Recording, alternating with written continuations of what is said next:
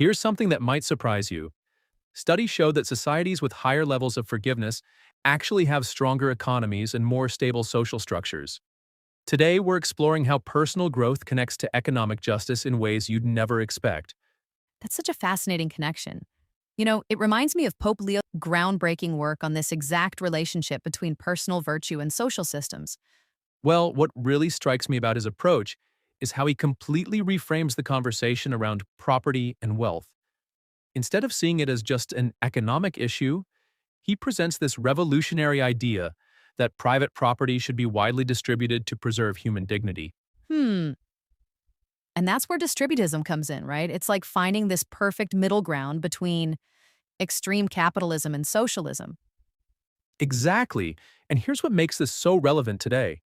When we look at modern wealth inequality, we're essentially dealing with the same fundamental issues they were grappling with back then. Studies show that the top 1% now owns more wealth than the bottom 90% combined. The way you put that really brings home why these historical solutions might be exactly what we need right now. Well, let me share something interesting about the historical context.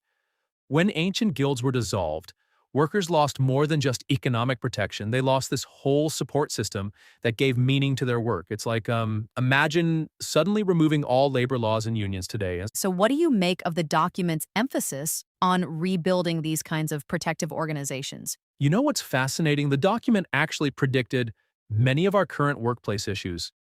Like, take the gig economy, we're seeing this huge rise in precarious employment, with about 36% of US workers involved in the gig economy in some way. It's exactly the kind of situation the document warned about. That's really striking how these century old insights still feel so relevant to our modern challenges. And here's another crucial point: the document doesn't just criticize problems, it offers solutions. Like, it specifically calls for fair wages that allow workers to secure property and build savings. Recent data shows that when workers have even a small ownership stake in their company, productivity increases by an average of 4%. The way you're connecting these historical ideas to modern solutions is really compelling. How do you see this playing out in practice? Well, consider the rise of worker cooperatives. They've grown by about 35% since 2000. These are basically modern versions of those guild principles, but updated for today's economy. And get this, worker-owned companies are actually 25% more likely to survive their first few years than traditional businesses. Hmm. And that really shows how combining personal dignity with collective action can create tangible results.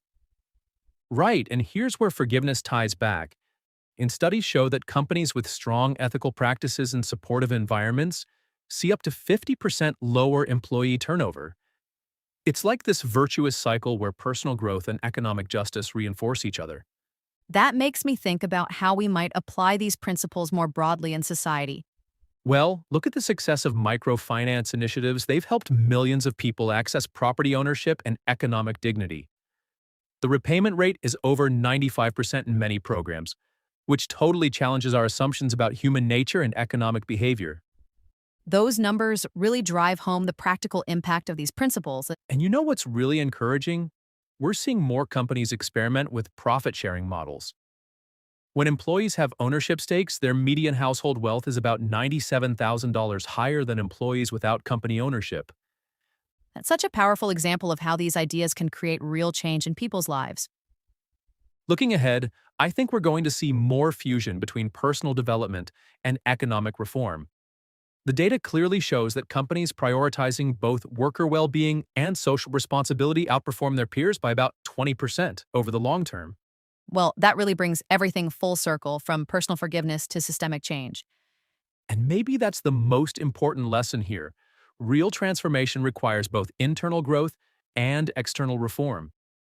When we align personal virtue with social structures, we create the conditions for lasting positive change.